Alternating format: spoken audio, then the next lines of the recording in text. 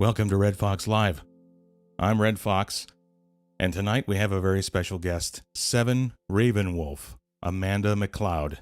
And I'll tell you what, I was really impressed with the channel of a very well-grounded lady who lives in the Queensland state of Australia. And her channel is 7RavenWolf. She's been very transparent on her channel with her research and her music and her recent challenges, and most importantly, in my view, her solutions. She is definitely of the caliber of spirit and soul that I resonate with. So I thought it very important that her and I chat, and as I prefer, there has been very little preliminary chat before this moment. So, Amanda, welcome to Red Fox Live. Thanks for having me, and thanks for reaching out. It's definitely my pleasure. We've got quite a good broadband connection for you being in Australia, and I know your level is a little quiet, but we'll try our best with that, and we'll get some feedback from the chat. But I think everything's fine from now on. And I would just really love to share your story with everyone listening. And let's begin with that. How did you start to awaken, more or less? Okay. Well, I've always been,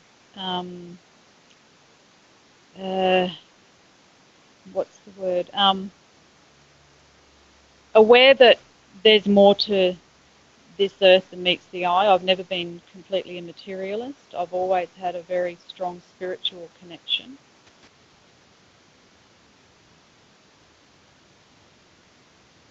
Parents, particularly my mother, was quite open. She had books on astrology and spiritual things, Edgar Casey books, Robert Monroe books from the Institute, the Monroe Institute regarding out-of-body experience and things. So for me, growing up, I've always looked outside the box. I haven't just seen what's directly in front of me or within the physical plane. So it was quite easy for me when I started to come across things that to other people just seemed too bizarre to even wrap their heads around. But I guess the real awakening happened probably around, trying to think now, probably 2010, 2011. And I was involved in some rallies in the city, in Brisbane City, which is the capital city of Queensland. So it says it's connecting. Can you still hear me? Yes, you're coming through fine. Yeah, keep going. Oh, okay. Yep, no worries. The Queensland government tried to bring in an act. They called it the VLAD Act, or the, I think it was Vicious Lawless Association, something or other Act. And they dubbed it the bikie laws. And my family, myself, my husband, our son, we all ride motorbikes. So it affected us even though we weren't affiliated with a club, but they were trying to close down outlaw bikie.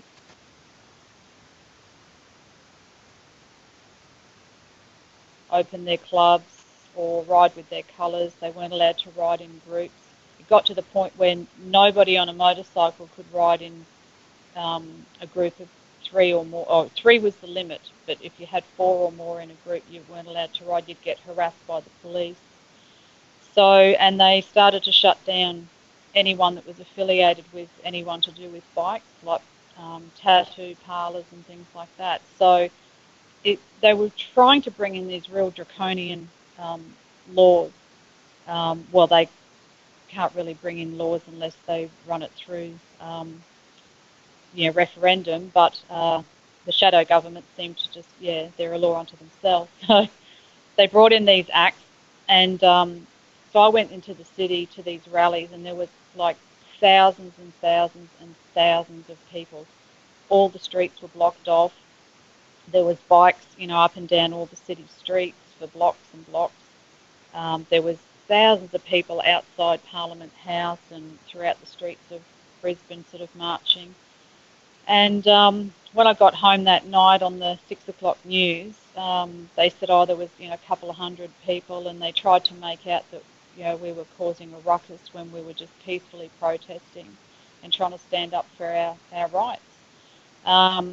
So that's when I sort of first started to realise that the media, I'd always known the media dramatised things, and I'd stopped watching like mainstream media even years before that, probably going back to about the mid-90s, I'd say. I very rarely watched TV, like mainstream TV. But it was a real eye-opener to see how they twisted this, and I'd already started to become aware of things like what happened in New York in 2001. I'd seen Michael Moore's movie, I think it's called Fahrenheit 9/11 or something like that. So, Right. So I'd become aware that there was definite, I've got to be careful how I word this, but there were things that you see on TV that definitely were orchestrated.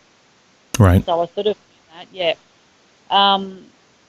So, and around the same time as the protests and things that I was going to in the city, a friend of mine's son, who'd done 2 tours of duty in Vietnam, had come back after his last tour and had tried to commit suicide a couple of times, 2 or 3 times. Obviously very disturbed by the things that he saw in Afghanistan. And so, and it was his dad, my friend, who introduced me through his son, who had introduced him to it, the Zeitgeist movie.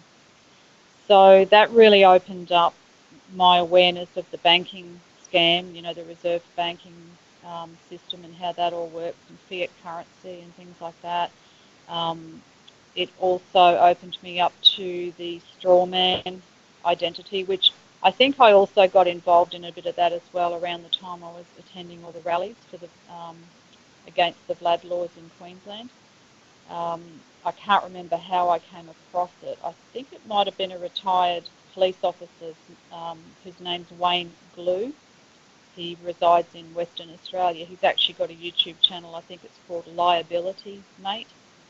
And he's been talking about how the Constitution has been, well, not thrown out, but we should still be living by the Constitution, but the powers that should not be are obviously not working within the constraints of the Constitution. So I started to become aware of the straw man and the birth certificate scam and all that sort of stuff. So that's pretty much how I started to get into it, and then since then it's just been an ongoing process of going down different rabbit holes. So I don't know where you want to go from there, but yeah, that's just to answer that. I hope I wasn't too long-winded for you. Well, it's really interesting to me that you mention how the media would completely deflate what was happening in Brisbane, and usually in the States, the routine thing for the media to do is to inflate things.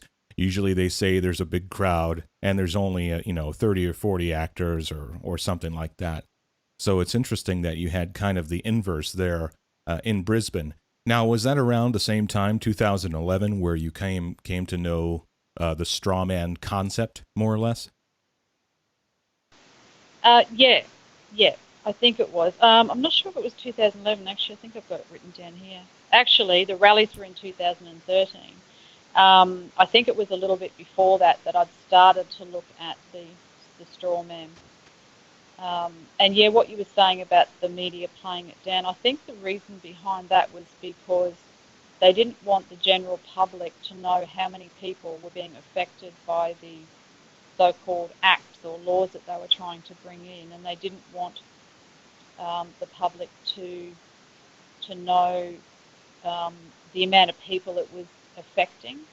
Sure. I think they just tried to spin it at first like, oh, we're just trying to clamp down on bikies because they're a bad element in society and they cause, problems. They're into crime and drugs and this and that. And I think there was an incident down on the Gold Coast that sparked the whole thing that was possibly orchestrated to set the wheels in motion for them to bring these laws in, where apparently two people from two different bike gangs had a bit of a shootout or something in the main street on the Gold Coast in South Queensland.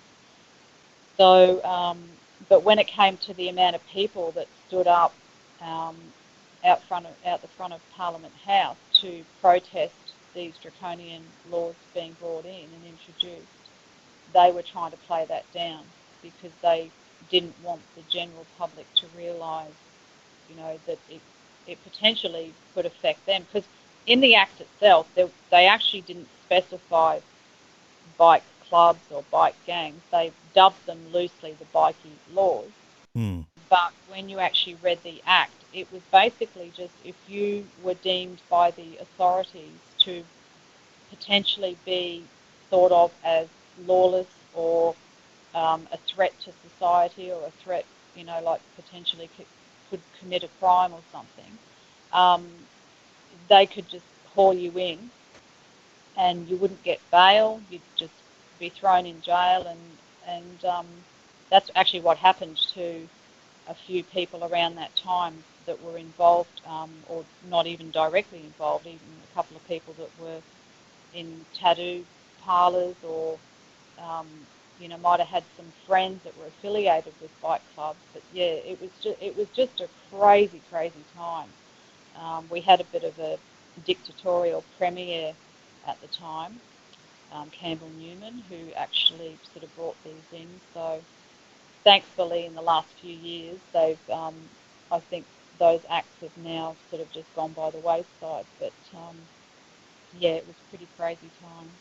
Interesting. I like already how you speak, and you use subtle words such as possibly and probably and more likely, and I really think that's important when we're discussing things like this because oftentimes we're tempted to use absolutes, right? And I really don't think that's the medium that the elites or the controllers are kind of working under. They're working under kind of a subtlety there.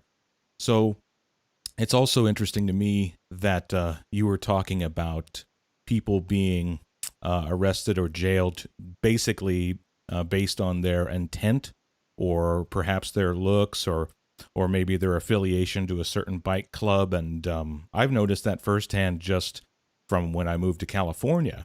I was backing into my garage and my neighbor said, hey, you know what? You shouldn't get in the habit of backing your car in because the police will ticket you if you're backed into a spot because they think you're about to commit a crime and you want to have a fast getaway. And I was absolutely shocked at that. But then also, I wasn't that surprised. I was like, yeah, nanny state, no big deal. So are there more examples of that over there in Australia? Yeah, I think we're pretty much a nanny state, particularly Queensland. Although it's getting like that throughout the whole of Australia now, but I think Queensland's always been a bit of a testing ground. But yeah, the police are, yeah, they like to harass. Right. Yeah, it's funny you mentioned testing ground too. I like to always elocute that these are shock tests are what we're seeing over and over and over, and we are being slowly tested for our data, etc. But there's a lot of proof of that already. So even going back to the left on your timeline, Amanda, you said that you could smell something fishy even from the earliest age. What was the earliest age and what did you smell? um, right back as far as I can remember, I just always felt that there was more to this place than meets the eye. I could never quite put my finger on it, but I just was never content to just, go along and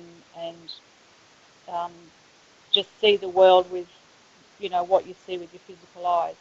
I was always, as a child, very, and still am, probably to a lesser degree, quite sensitive. Um, I remember being very, very little, and used to like jumping into mum and dad's bed for sort of, weekend morning cuddles with them. and I'd look into their curtains, and I could actually almost project my consciousness into the pattern in their curtains and things like that. So, and I've had a few sort of out-of-body type experiences, um, not as vivid as what you read in the books like the Robert Monroe books. They're more like sort of lucid dreaming, but there's been times when I could have sworn that I hadn't gone to sleep and I was up and about doing something, but then the next minute I kind of wake up out of a dream. So I'm a Piscean, so that's probably got a bit to do with it as well. So I'm always in that sort of half dream, half waking state. But yeah, I just knew that there was more, and I've always been on a spiritual quest and a spiritual journey.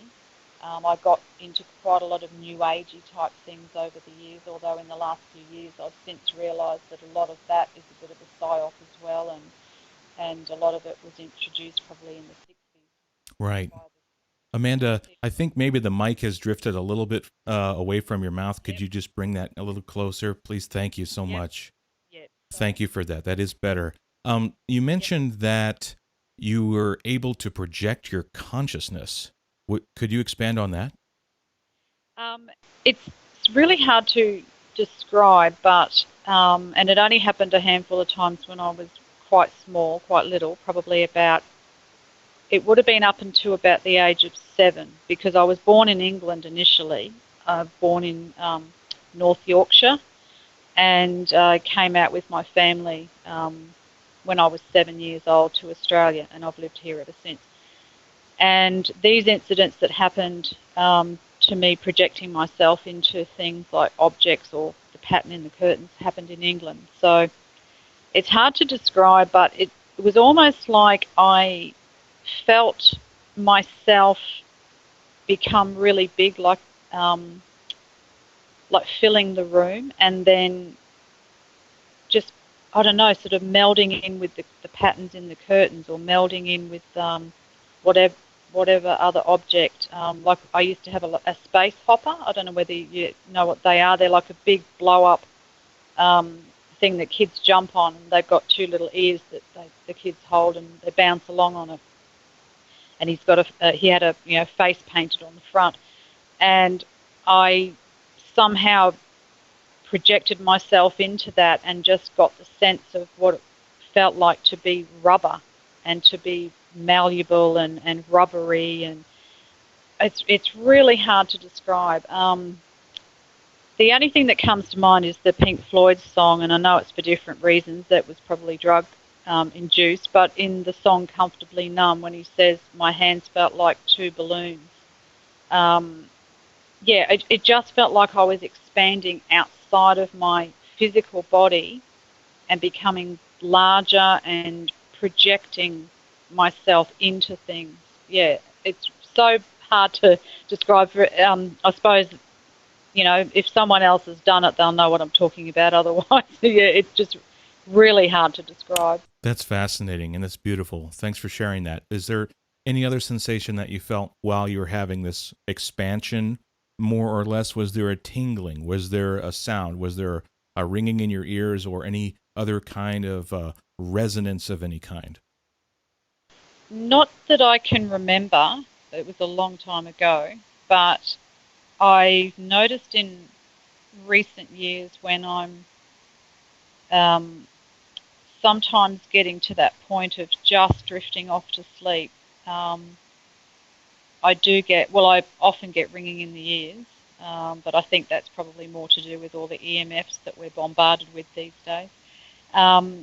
But I have had incidents where I've had sleep paralysis, and when I'm going into that state of sleep paralysis, or just at the point of going from conscious awareness into the dream state, I have heard pops and like a vibration. Um, it is like um, it's like a ringing, but it's almost like a vibration as well. You can actually feel it. And it's quite heavy, and it can be quite frightening. I mean, there's been times where I've tried to force myself to wake up again, and uh, sometimes I've been able to do it. Other times I've sort of gone into that sleep paralysis before I've been able to bring myself out, and that can be quite frightening for anyone that's had sleep paralysis before. Okay. So, what age were you when you started to have this sensation that you were talking about the projected consciousness? Um, Probably about 3 or 4, I'm Wow. thinking. Yeah, And that yeah, was in England. And then your ability more or less started to kind of dwindle as you got older. yeah, definitely. Yeah. Well, we came out here when I was 7, and so that was a huge thing for us to go through. Coming from England to Australia, halfway around the world. Um, and also, I think because children, they say that cycles go in lots of 7, so from 0 to 7, and then 7 to 14, 14 to 21, and so on and so forth. Um, you go through different stages and different cycles, and I think children from birth to 7, that's when they are probably closer to spirit. Um, you often hear that children um, still talk to spirit. Well, I actually had a little imaginary friend. I can't really remember her now, but I do remember her name. I called her Maga. Um, and Dad reminded me of it a few years ago because I wrote my memoirs about 4 years ago. And yeah, Dad reminded me. He said, "Don't forget you had that little friend Maga." I'm like, "Oh, that's right, yeah." And then years later, I always liked the name Magenta, so I thought maybe that my spirit guide's name or whoever it was I was in contact with was Magenta, but I couldn't get my mouth around Magenta as a small child, so I called her Maga instead. But anyway, I'm sort of going off track here. But yeah, so I think after 7, especially if there's been a big life um, change or something, either traumatic or some shift um, in a child's life. And for me, coming around, as I say, halfway around the world from England to Australia was huge. Um, so from 7 onwards, I did lose that ability, but then I still had a lot of sensitivity. I could still sense things. I've had um, experiences with spirit. I've also seen um, heaps of UFOs right from as far back as I can remember, and even in recent times, I've seen UFOs. So my views on those have changed, obviously, since awakening as well, because part of my going down the rabbit holes in recent years was the nature of the shape of where we are. I now know we're not on a spinning ball hurtling through space. Um, I would have said 3 or 4 years ago that I was a flat earther, but I've reframed that now into just saying that I think the earth is a realm. I don't think we've got any idea of exactly what shape it is, and perhaps the shape could even change depending on our a level of awareness or our perspective in any given moment. Um, but yeah, I don't know where I was going with that. I think I've got off track a bit. Well, I personally love your view and I love your open mindedness. And I have yet to hear you talk in any absolutes whatsoever. And I think it's a quality that I really, really respect. And I just did a presentation on that and kind of jumbled a couple of prefixes and suffixes together and came up with the word of omnididactic, and that we can learn from everything. And there's an intent and kind of a spirit that goes along with that, but not too specific. And I'm really hearing that from you, and I think that's a key. And when I'm kind of sorting things out personally, I might put things off to the side or just hit pause, in fact, or just put them in my hard drive. That's all my trash because it's more accurately recycled. But I just don't discount things because I think there's a thread of ignorance in that. And I think you would agree with that. Oh yeah, definitely. Yeah, I think because again, I don't want to always go back to the astrology, but I have studied astrology, so I do sort of lean heavily on the influences um, that I can see from the astrology. I've got predominantly Pisces and Virgo, which, if you know astrology, they're the opposites. So I've got Sun in Pisces, Moon in Virgo, and Cancer ascendant. So there's a bit of water energy there with the Cancer and the Pisces. So I'm very fluid, very mutable, sort of go with the flow, and don't like to, attach myself to any one thing. I like to have variety and have many fingers in many pies, so to speak. But also having that opposition with a lot of, I've got stellium in, which is a group of planets in Pisces, and I've also got a group of planets in Virgo, the opposite. So I've got a lot of opposition in my chart. So I have tended to swing to and fro a lot in my life. And in recent years, I've started to really learn that, you know, delicate balancing act of not swinging too much into extremes and just trying to walk that happy medium middle road. So, and it hasn't been difficult for me to do that. It's kind of just organically happened that way. I don't consciously have to think that way. I've just, um, yeah, developed that organically and naturally. Wow, that's very fair and very subtle. Um, so you mentioned astrology and your astrological signs there, and I was curious whether you subscribe your astrological marks to your birth or your fertilization. Well, the chart that I'm talking about at the moment is the birth chart because that's what I have worked with. But just recently, I've become aware of, I think it's called the zygote, which is the point of conception. Or I don't know if it's conception or I think it's when the actual The uh, fertilization. fertilization, yep, yep. So that came across my radar through Crow 777, and I can't Kurt remember his. Kurt Yeah, Kallenbach, Kurt. I believe. That's it. Yeah. Yes, Kurt. Yep, that's right. Um, so I'm really, really interested in that, and I do see that that would be quite meaningful because we are alive right from fertilization. Whether the soul consciously um, sort of steps into the body at the point of fertilization, I'm not sure, um, or whether it's in and out, between fertilization and the birth, the consciousness of the soul could sort of be in and out of the physical body within the womb. I'm not sure. I have a feeling that that's probably what happens.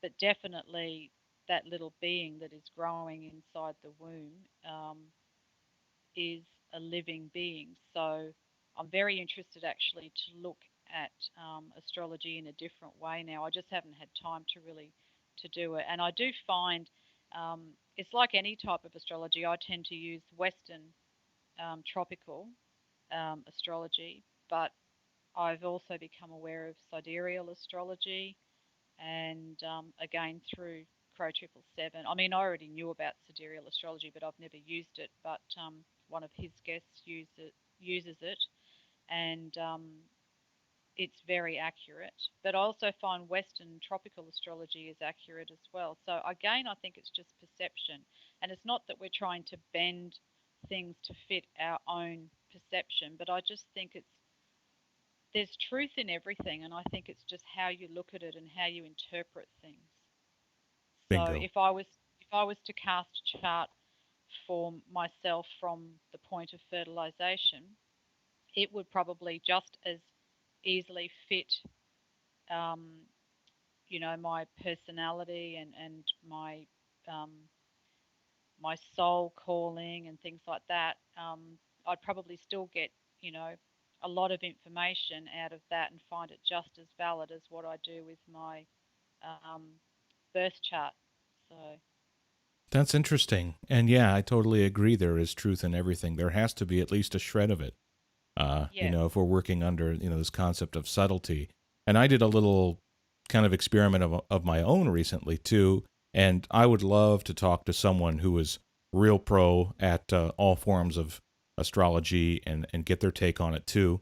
And perhaps you again when you've kind of had time to get a little deeper into that. But I was always under the impression that I was a Libra, right? I was born in October, more or less the Libra cusp. And my whole life, I was searching for myself in Libra, and it just wasn't clicking to me.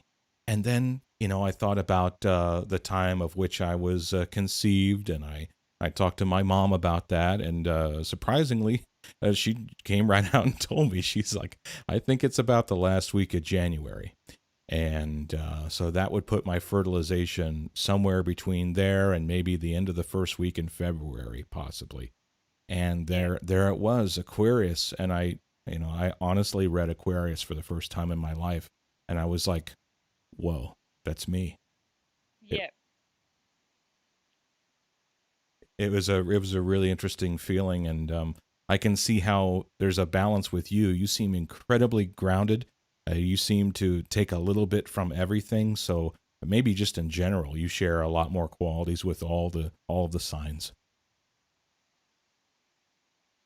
Yeah, actually, being a Piscean, I think um, because it's the last sign in the zodiacal wheel, um, and I'm not going to hang my hat on this either, but um, I think the soul, through many different lives, comes through in all different signs. And I'm not saying that all Pisceans are at the end of the cycle and they've all, I mean, everybody is where they are and continues to cycle around. But I just feel, and this is something I've felt ever since I was young too, that um, my soul's tired and I feel I've been here forever. And I think a lot of us that are in the awakening stages and the truth movement, I really don't like to use that, but just for, you know, lack of better terms, people that are more aware, I think we all have that feeling that we've been here, hundreds of thousands of times or more, and we're coming to that point of an end of a cycle, and our soul is tired, and it's time to up the ante to something else. We've exhausted all avenues here where we are now, and and I think humanity as a whole, that's happening anyway. That we are getting to a point where we're stepping up to the next level. But getting back to the astrology, I feel like I have gone through the whole zodiacal wheel and probably lived many lives in each one. And now I've come this time as a Piscean, um, well, birthed as a Piscean anyway. Um, so yeah, I just feel like, yeah, you're right, probably that I have taken a little bit from all of them. That's fascinating. And you mentioned the truth movement. Feel free to use my little keyword of omnididact. I know it's a mouthful, I know, but it's fun. Yep. But I do not expect that to catch on by any means. But I like it. Um, you mentioned the spirit and the soul. I've come to kind of accept the view that they're quite unique and separate. And I think they get grouped together or a lot, or they just get defined as the soul. What are your opinions on the difference between spirit and soul, if there is, in your view?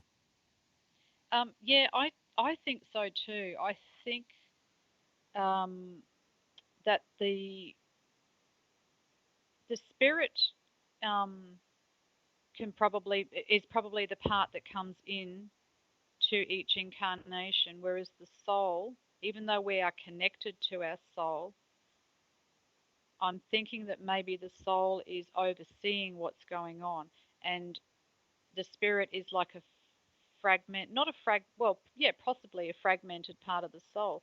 I mean, who's to say that we're not living many lives concurrently? I mean, if there's no such thing as time or linear time, we could potentially be living all our lives at the one time. So if that's the case, the soul would have to put sparks out into various different bodies and life.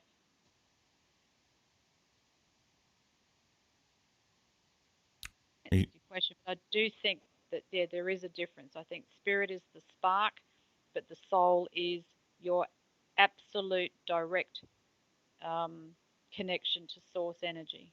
hmm. I like that too. And when you mention source energy with the soul, it's generally my view that the soul is the breath, and within the breath is the ether. And knowing more about the ether, we know it is completely comprised of free energy.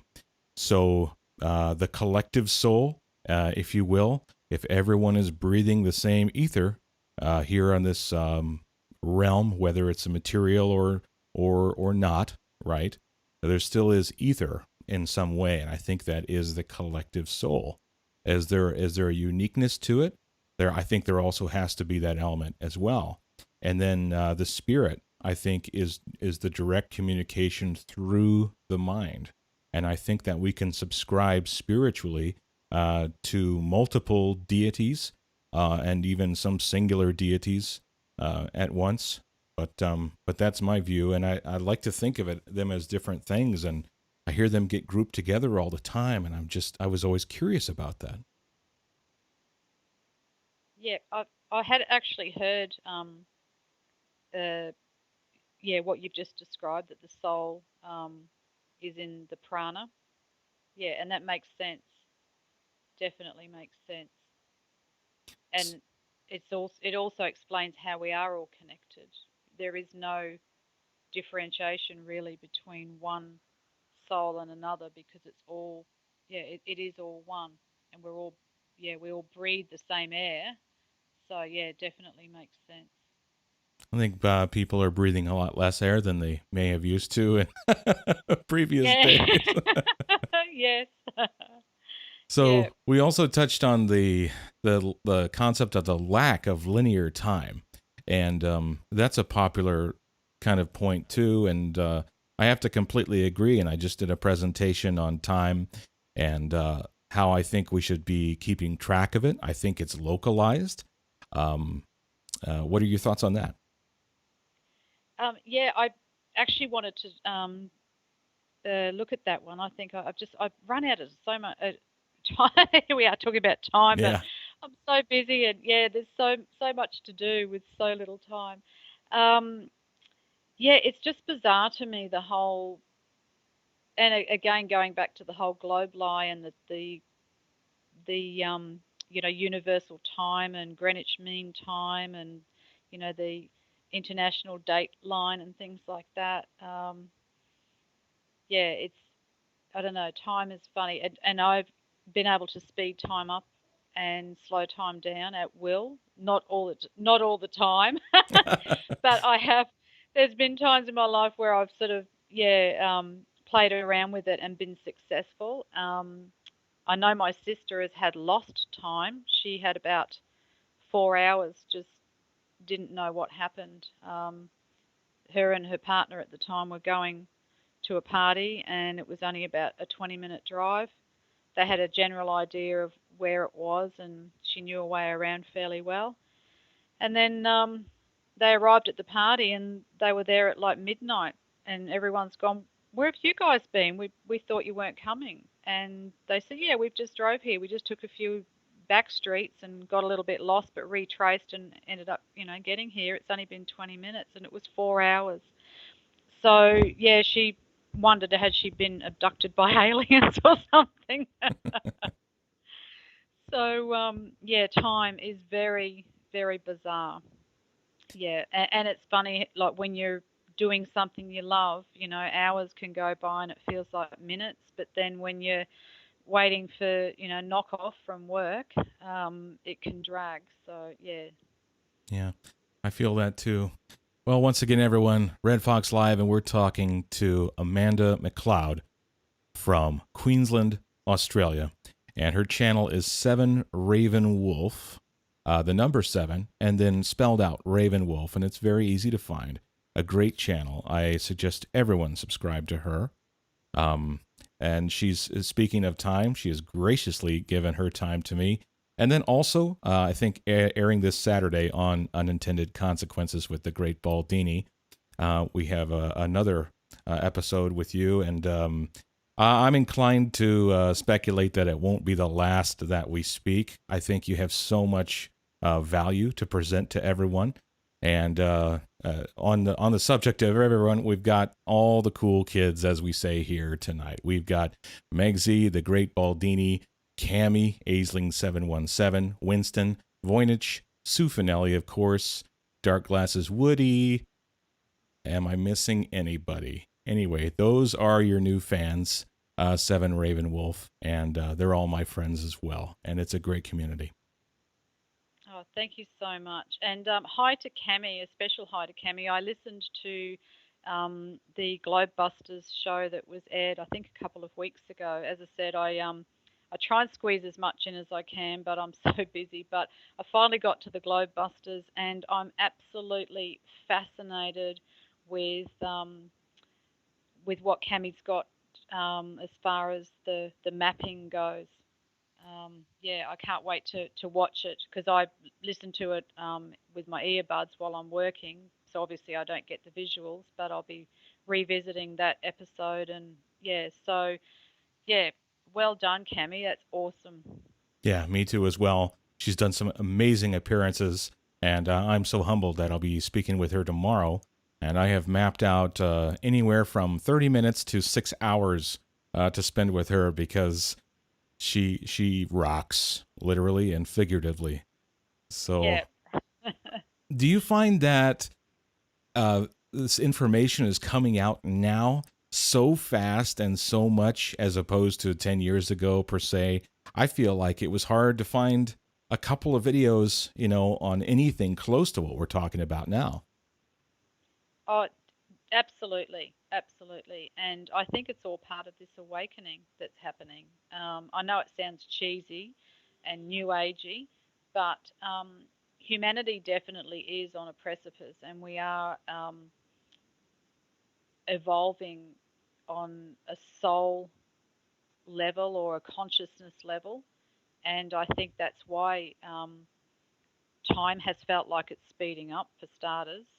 Um, and we are trying to fit so much more information and gain more knowledge and more understanding of where we are and what the reality around us is and where we fit into it, where we come from. And I think once you find out that pretty much everything that we've been taught since we were born has been lies, um, it's almost like we've had to wipe the slate clean and start again.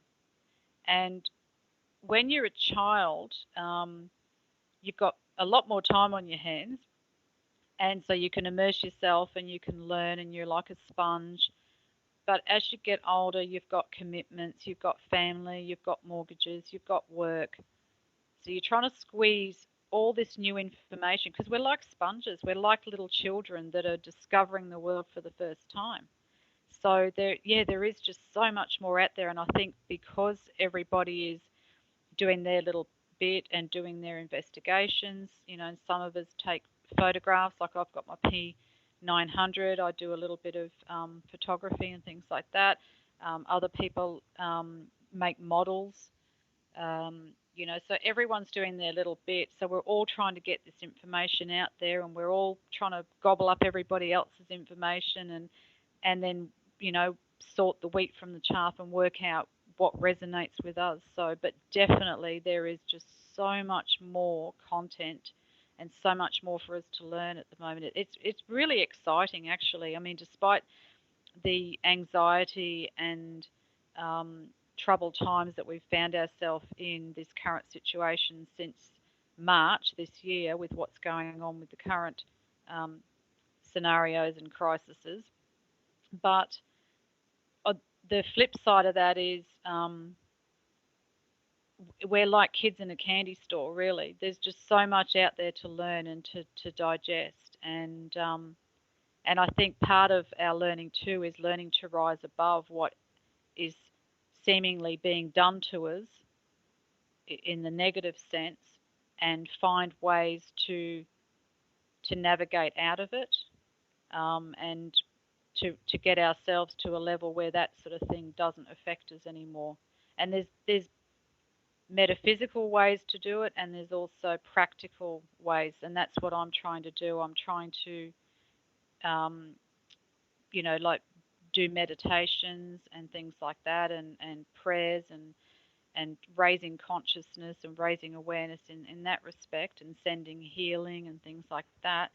But by the same token, I'm also writing letters to members of parliament, the Australian Prime Minister, just asserting my God-given rights as a woman on the land, to let them know that I, do not consent to what they are trying to do.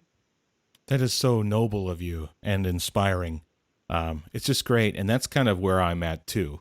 I mean, because we learn this stuff. How much more evidence do we need to say that we are really royally being screwed over? Maybe, but I say challenged, tested.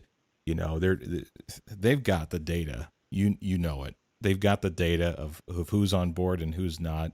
And so I try, and I think Baldini does this too, and you obviously, you start inside, right, and Yeah. and then things kind of materialize externally. And the letters to Parliament, when did you start writing those? I've sent 3 so far. It was because I was directly affected by the lockdowns. Um, my father lived in Tasmania, which is an island off the southeast coast of Australia. It's part of Australia, but you have to get there by, well, there is a barge, but that takes about probably 12 hours, I think, and that takes you to the top end of Tasmania. He lived down the bottom end, so the only way there for me or the family is by aeroplane.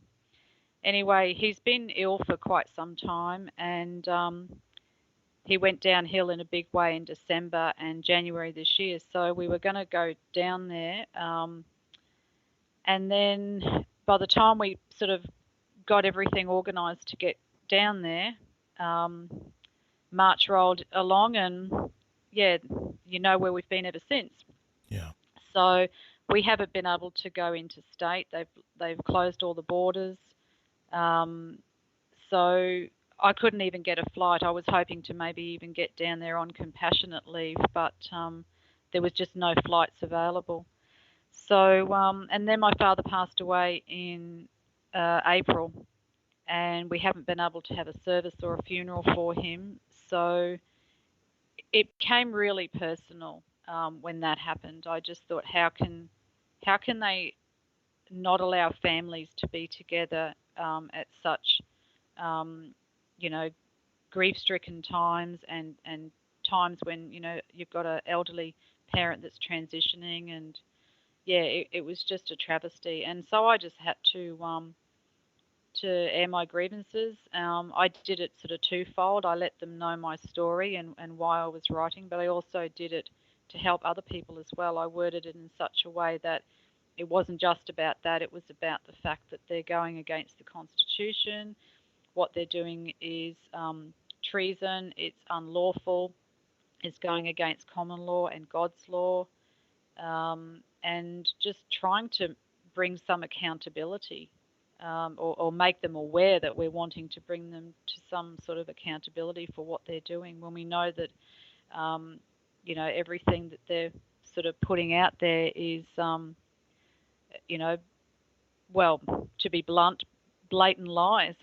Right. So, yeah. Well, that's so great that you've kind of lend out a hand for others that are of the same mindset. And people really want a template, more or less. They got the right spirit, they've got the right attitude, they're ready to speak out about it.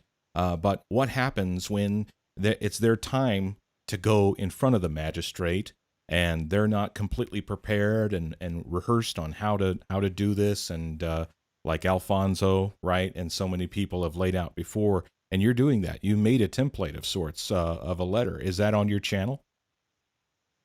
Um, the one that I actually sent to the premiers of Queensland and Tasmania and the Prime Minister of Australia, I haven't actually put those templates up on my channel, but I can do that.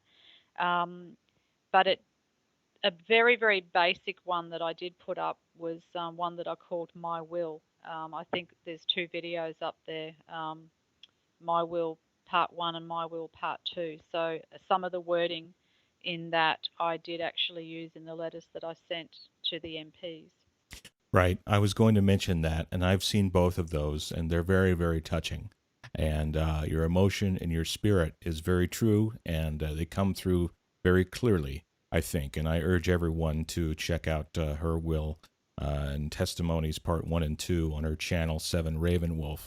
And they came as a fruit of the passing of your father, more or less. Is that right? Yes, yes, that's right. And I can't take all the credit either. I've listened to Crow Triple Seven's channel for quite some time, and he's had lots of guests on recently, and one of them, Cal Washington, the from the In Power movement. Um, I I got some of the ideas for my template from what he was doing, and I also got some ideas from Wayne Glue, who I mentioned earlier, that's got Liability Mate on YouTube. Um, and there's a few others, like I'm involved with now, a group called Know Your Rights group.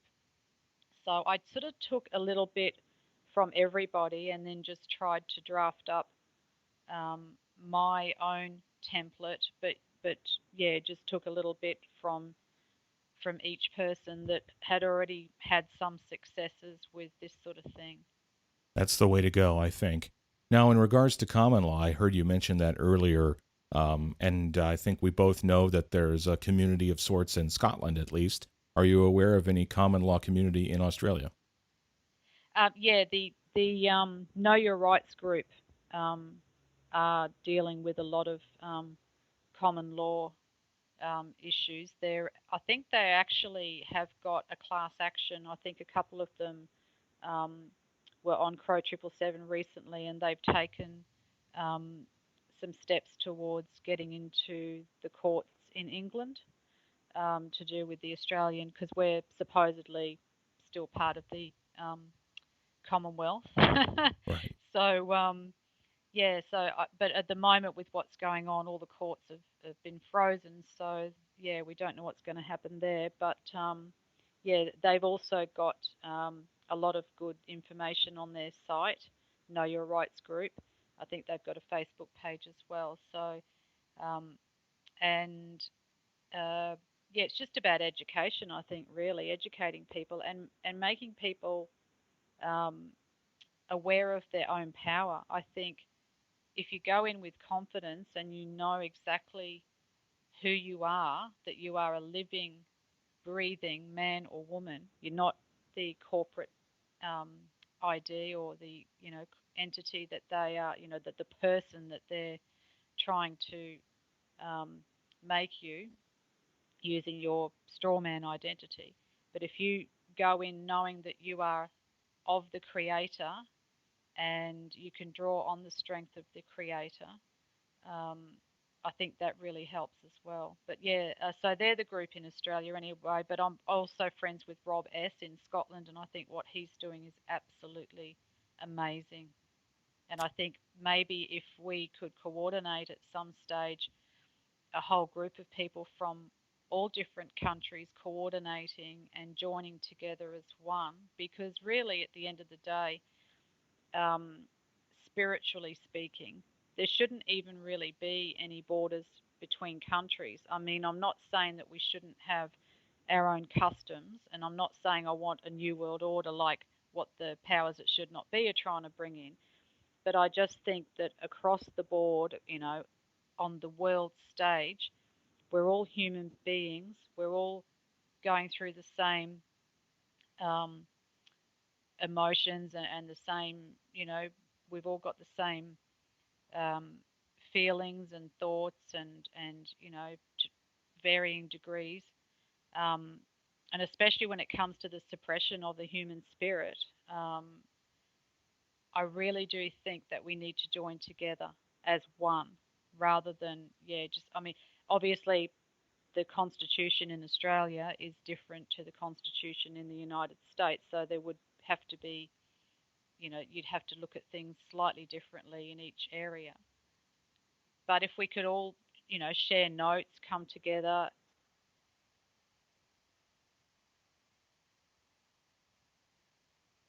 the corporate governments, because they're all working as one. The Australian government, the American government, the United Kingdom, uh, they're all working as one entity virtually. They're a corporation. Right. Right. I've got a presentation coming up where I'm going to kind of address that a little bit, and it's been done before, I know. But just to recap, we've got so much as far as, let's say us, Canada, the States, Australia, Britain, we've got so much in common because of the Queen, right? Roughly. Yeah, And that every country has their little deity, so to speak, that they subscribe to. In England, we have Britannia, and the States, we have Columbia, and in Germany, there's Germania, and they're all basically this same female deity. And it's out there in plain sight, but it's very, very rarely talked about. And it's so funny how much we have in common. And here we are just now starting to talk to each other about it. And there's this allegory that's constantly programmed into us through movies of beating the enemy at their own game and letting them fall under their own weight and using their methods to defeat them from within. Right? It's over and over and over, and I think that's what you're kind of explaining, right? yeah, yeah, definitely. I think, yeah, it's time to yeah, to join together, and because they've been dividing and conquering us for who knows how long. So it doesn't really matter what religion we are or what country we're from or whether we think the earth is round, flat, triangle, diamond shape, or whatever. Um, at the end of the day, we're all human. We all bleed red. Um, as I say, we all want peace. We want to just be able to live our lives unencumbered and to raise our families and to do things creatively and to have.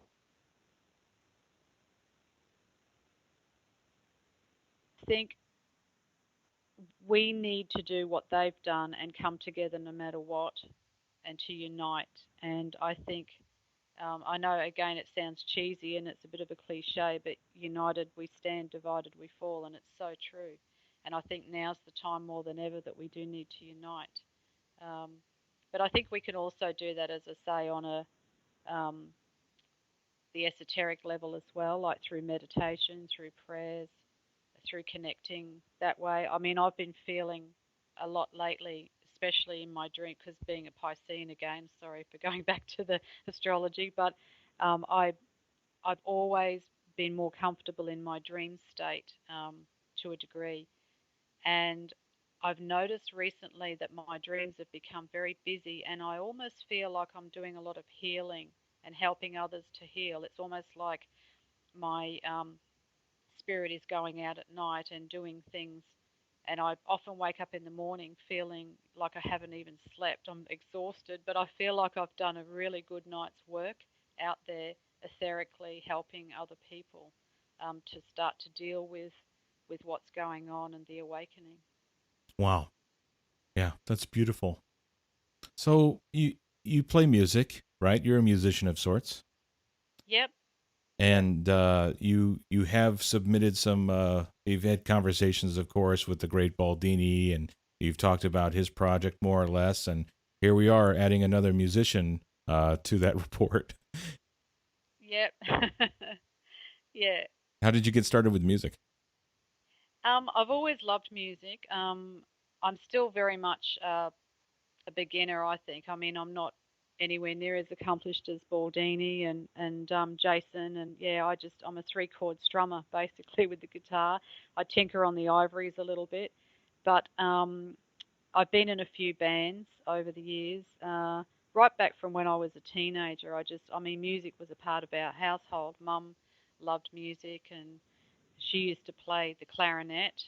I learnt to play violin when I was in primary school. Not that I'd be able to play it now. I haven't picked it up for probably, yeah, a long, long time anyway.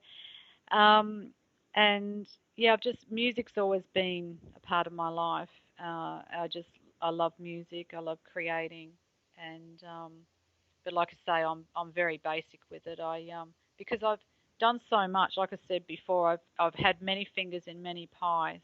I think there's that old saying, "Jack of all trades, master of none," and I think that's me. I think I've just really wanted to do so much, whether it was astrology, the music, writing books. You know, I've written my memoirs. At one stage there, I was fully into fitness. I actually did a bit of bodybuilding back in when I was in my 30s. So I was a bit of a gym junkie back then, and then after doing that for quite a few years, I decided it was time to exercise the brain. So then I did some study and got the astrology degrees under my belt and esoteric psychology and things like that. So yeah, I've spread myself a bit thin in some areas, and maybe had I just honed in on one particular area, I may have been able to, become master at it. But I just enjoy dabbling in a lot of different things. So, but I certainly, yeah, love picking up the guitar or just, as I say, tinkering on the piano. Not that I'm anywhere near as accomplished, as I say, as the great Baldini or Jason Lindgren or Alex Michael, but I certainly do love the music, and I love the stories behind music as well, and especially since being introduced to Mark Devlin in the last few years, and getting to read his books and becoming a personal friend of his, and being able to have the honour to still go ahead and do his little conference here, because he was due to come out to Australia in March, and a couple of days before he was due to fly out here, that's when the big lockdown happened. But we went ahead anyway. He did a video for the night, and I still went ahead and did my bit, and Crow and Jason graciously gave us a video as well for me to play to the people, to the audience that night. So, but yeah, I really love delving into the behind the scenes of the music, even more so now that I know the truth behind the music industry. Right. I know that's tough for me, or any musician or music fan, right? When we start to realize that some of our idols, so to speak, right, our rock stars that we grew up listening to, it's like, wow, they have all these occult subscriptions, and what we used to think about the songs, wow, they're completely turned on their head now. That's a struggle for a lot when they start to awaken more or less. Can you still appreciate the music that you used to like, or is it sour now?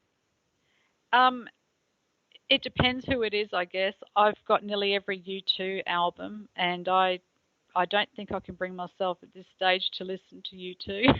Right. And I've got a bookshelf full of biographies and autobiographies, anywhere from Marilyn Manson to the Beatles to Anthony Kiedis, uh, Mick Jagger, David Bowie, you name it. Any big star that you can think of, or big name act, pretty much got their biography or autobiography. And now knowing that pretty much probably 98% of what are in those books is probably, yeah, complete crap, Yeah, to you put just it blunt. answered my question. I was going to say, could you put Yeah, a number on what you think is rubbish? yeah. So that's just the narrative that they want us to believe. So, but yeah, I still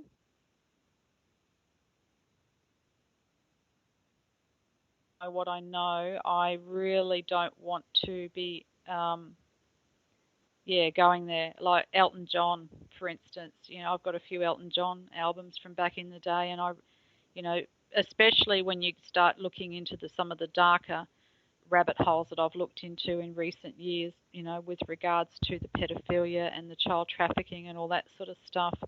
Like I certainly wouldn't go to a concert anymore. I mean, I've seen a lot of these, what I used to term my idols, but now I tend to agree with Mark Devlin. We should have no heroes. We should be our own hero.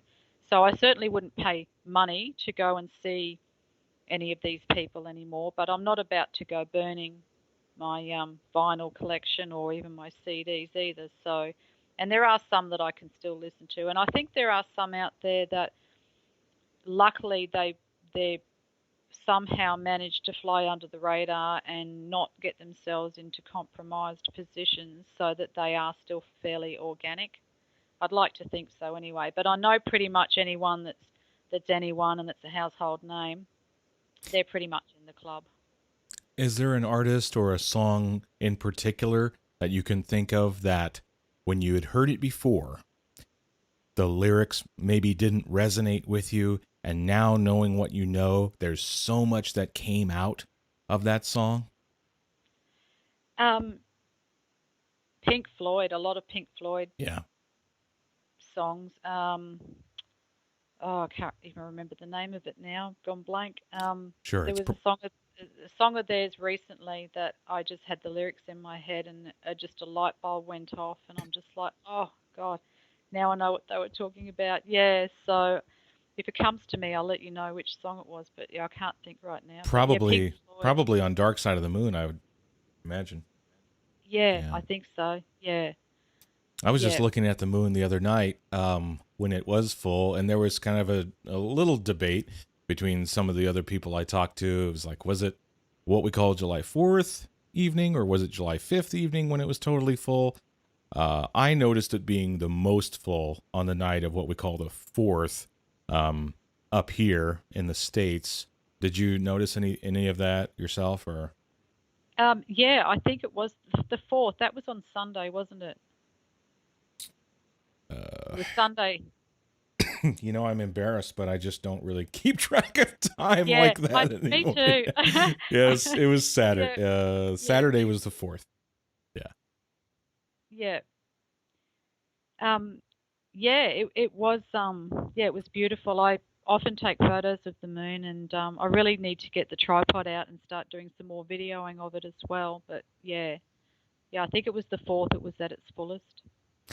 Do you think the dark side of the moon, since we're kicking this around, do you think it's behind it, or do you think it's the left or the right side as we're looking on it straight on? That's a good question. I I don't know that there is a dark side of the moon. I really don't know whether the moon is a disk, whether I mean, it does appear to be spherical at times, but then other times it appears to be a disk. I did a video, it's on my channel, it was about a year ago, I think. It might have been 2 years ago now. I'm a bit like you, I lose track of time as well, and it's Mm-hmm. going by so quickly. But I did a video of a full moon rising coming up um, over the ocean at a little place just not far from me here. And it almost looked like it was coming through water. Um, so, yeah, I'm not quite sure whether it's a physical um, being or where, or physical, tangible thing, or whether it's just a light. But the moon in astrology represents, among many things, the emotional body.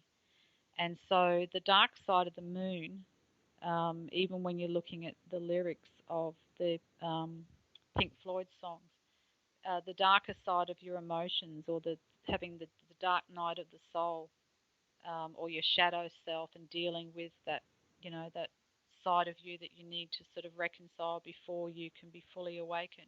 So for me, if you're looking at it in more of a esoteric sense, that's what I would say as far as what I think the dark side of the moon is or represents. And what about the classic logo Pink Floyd has, the prism with the colors being transmuted more or less into one, right? Yep, yep, yes, definitely. And that's what I studied a lot too when I was doing esoteric psychology was the seven rays that permeate all of creation. And obviously they represent the seven colours of the rainbow as well. But yeah, that's interesting. Yeah, coming all into one. And I think on one of their other album covers, it might have been "Wish You Were Here." They had the Burning Man as well, which I thought was quite esoteric. Um, don't they say that it's trial by fire or baptism by fire? Mm. Yeah, I was reading some trivia about how they allegedly took that photograph, and it was a guy in a fire suit, and they were trying to get the lighting just right, and meanwhile this guy is burning, Yep. and uh, but yeah, with the prism, I'm kind of entertaining the idea that the different colors could be the entire spiritual realm, and the prism could be us in more or less of a way, and we transmute all of those spirits more or less into one conscious or subconscious thought at a time. And I've been reading about schizophrenia and the voices that they hear, and there's subscription to the spiritual realm there, and it's entertaining for me to ponder on that. yeah, and it's funny you should mention schizophrenia because I actually had written down I had a general idea of what we'd be discussing, but I just wanted to put a few notes down. I don't know if you've heard of Jerry. Um, is Yeah, a Amanda, you psych. dropped out for a second, and I'm pretty sure you were mentioning Jerry Marzinski. Is that right? Yes, that's right. Yeah, yeah. It was just funny when you said about schizophrenia because yeah, I came across Jerry Marzinski a couple of years ago and Sherry Sweeney, who has that program called That's a Lie program. And uh, for those out there that don't know about it, it's Jerry was or still is a psychologist, and he worked as a clinical psychologist in jails for many years, and hospitals and institutions. And he learnt over the years through his study and through going about things slightly differently to mainstream psychology that a lot of these voices that people were hearing is not actually their own thoughts or their own delusions, but it is actual outside influence, whether you want to call them demons or negative entities. Um, but yeah, and I think there is something to that. And she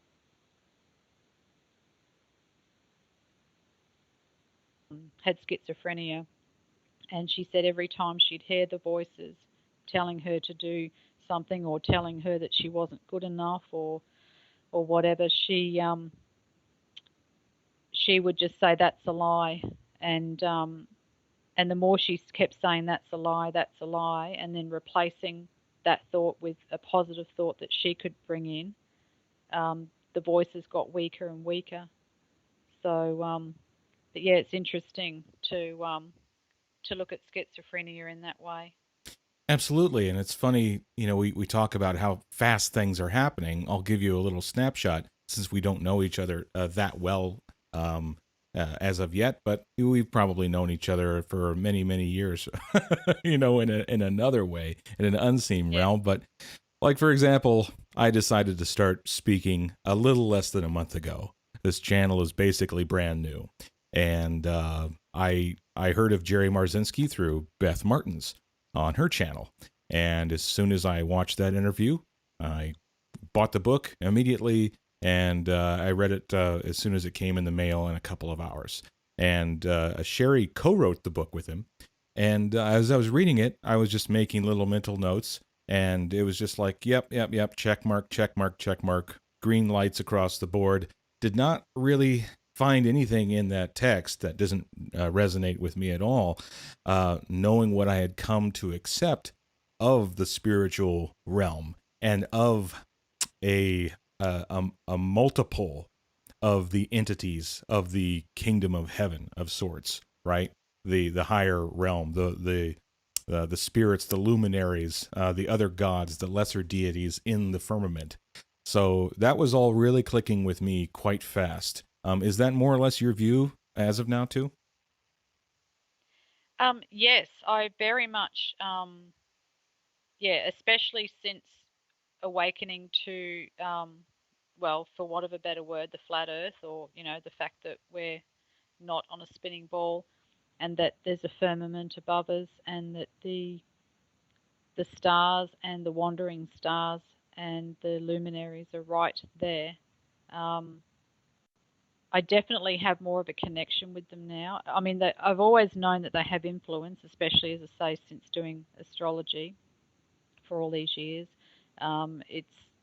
It's plain to see that each wandering star definitely has its own influences and characters and the zodiacal constellations as well. But I do feel now more of um, a conscious connection with them, for want of a better word. Like I actually walk out there and talk to them now. Mm-hmm. Yeah. Yeah, that's good. And it helps to have someone to talk to or another entity if you've broken ties more or less with your friend Maga. Um, Yep. I hate to be lighthearted about that, but I completely understand. Right? I mean, what we're talking about, and when we're getting into this can be so woo, right? But just the fact that early on in your life you could see and accept and experience that things are not what they seem, and there must be more. There must be an unseen realm of some sort. Yep. Yep. Definitely. And that's why I never felt like I fit in with um, a lot of my family and a lot of my friends growing up. I always felt like um, not not in an egotistical way, not that I knew more than them or anything like that, but I just could not connect with them on the same level because I just had this other awareness. And if I did try to talk to anyone about it, they would just think you're an absolute nut job. So, whereas in recent times, and this is what's exciting for me, being part of this awakening now, is I've been waiting for this my whole life. And finally, people that I thought would never get it or never open their eyes or never see beyond, the four walls around them are actually starting to question things. And it's exciting, and um, it's great to have company finally. Yeah, that's beautiful. I was going to ask you, are your views a schism currently within your family or friends at any level? With some of them, I'm lucky enough that I do have some that are open to what I sort of do, and the things that I get into. And I mean, I've always been a bit of an oddball, and I've always been the sort of weirdo hippie of the family. But lucky my husband is open to anything and everything. So, he'll sit and watch Globebusters with me and Crow 777 and things like that. Um, I've got two children. We have two children, and one of them I can talk to pretty much about anything and everything to do with all this sort of stuff. The other one, not so much. Don't think it's that they're totally closed off, but just in their life at this point in time, it's just not, yeah, not of interest to them.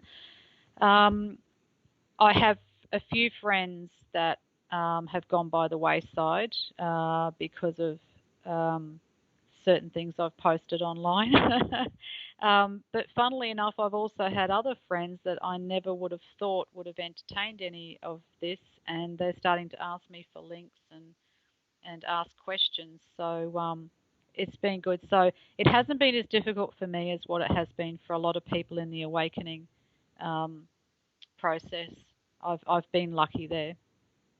Well, that's beautiful that the positives from that have come out that way, and not so fortunate for maybe the struggles. But like you say, everyone has their own journey in their own time, where they're more or less, in my view, I think, forced to kind of at least take a look at these things. I think people can only be really comfortably ignorant and blissful to a certain point, right?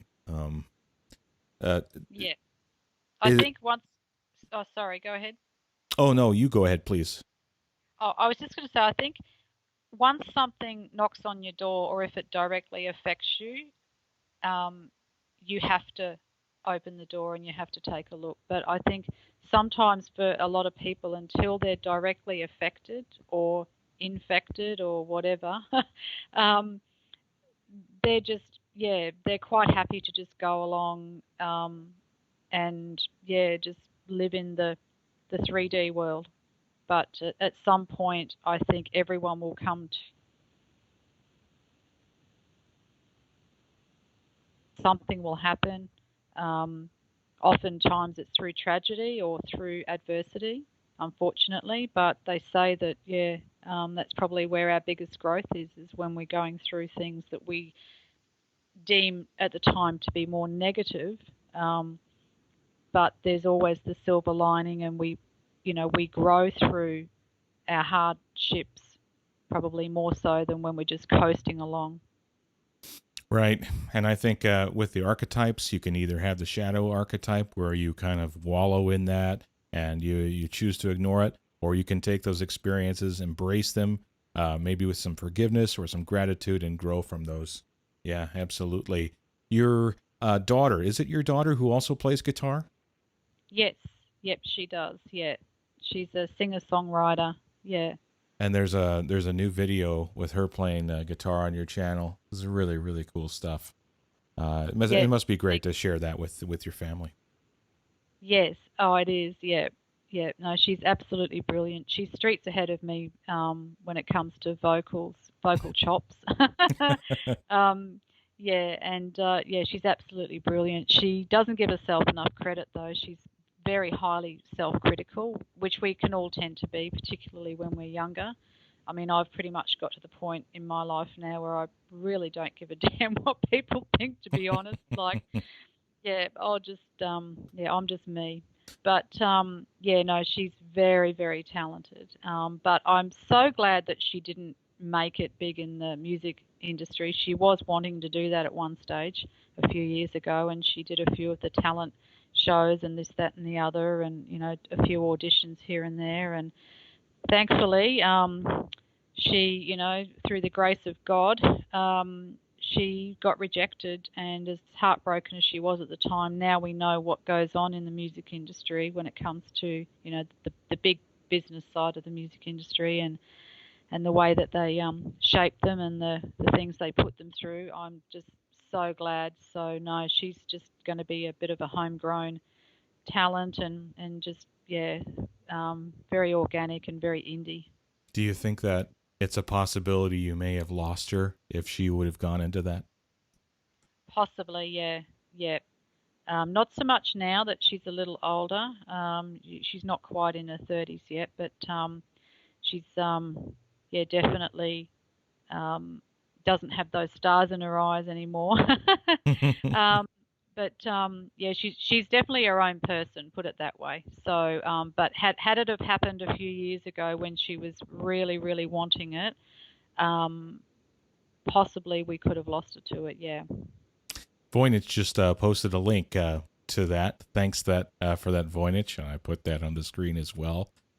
Um, you know, this has been such a great chat, and you mentioned Mark Devlin a lot, and you mentioned that uh, his biggest message to you is that we should be our own hero. Do you think there's more to us than just us?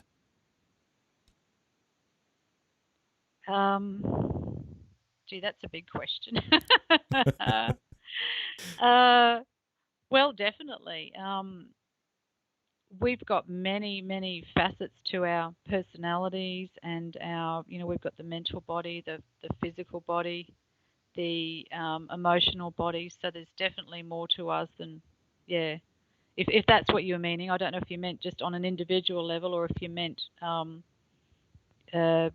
collectively. Yeah, so I'm not quite sure. You might have to rephrase the question. I thought you could take it, and you did. You've already mentioned the creator, and that's along with my view that the energy that is from him flows through all. Oh, yep, definitely, absolutely, yep, yep. And I'm not religious in the strict sense of the word. I'm spiritual. I was christened Church of England, but we never really had that much of a um, religious upbringing per se. But and I can't say I've read the Bible from woe to go, and I know that the Bible is um, allegory and not literal. Well, that's my interpretation from what I do know of it. But yeah, it does state in the Bible to not have false idols, and I guess when we are worshipping these so-called music superstars or Hollywood stars, well, that's worshipping false idols. So yeah, I think that's where we need to pull back and yeah, be our own hero and focus our attention on developing ourselves and building ourselves up, because right from when we're so young, we've got this total battle going on in our heads that we don't feel good enough. You know, we have low self-esteem. Yeah, we have that the other voice or the other voices. You know, whether we're full-blown schizophrenic or whether it's just that darker side of us that's always, you know, the Jiminy Cricket on the shoulder. So, you know, we really need to get to a point where we can accept ourselves just as we are. We're not perfect, but we're perfect for where we need to be and for ourselves. So, and to not worry what other people think or what other people say. That's not our business. It's our business to do the best that we can do for our journey in life. Amanda, your message is very inspirational, very admirable, and moreover, your actions completely reflect your message. And that is just so important to me. I think you've got this very positive sense of carelessness as freedom, you know, and that you've accepted yourself and you accept and recognize your inner child, and you put that freedom out into the entire universe. And I think that's what this is all about. And I just thank you so much for spending the time with me here, and also to our listeners.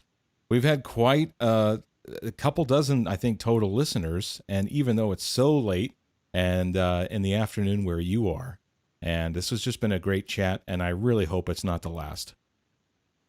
Oh, definitely. It's been fantastic. Thank you so much. And no, I'll definitely be back, and yeah, I'll even get you to come on my channel. I did start a little series at one stage called Caravan of Consciousness, but I've just had so many issues with computer, and the internet here is just not the best. So that kind of just put a bit of a dampener on it for me. But I'm working on it, and working on my skills on my IT skills. So yeah, Well, it's not but no, just you, and there's a lot going on. Everybody's channel has had some technical stuff, and the conspiracies are really flying with that. And it's just, we know that this stuff has been really censored before, so it's not a surprise now.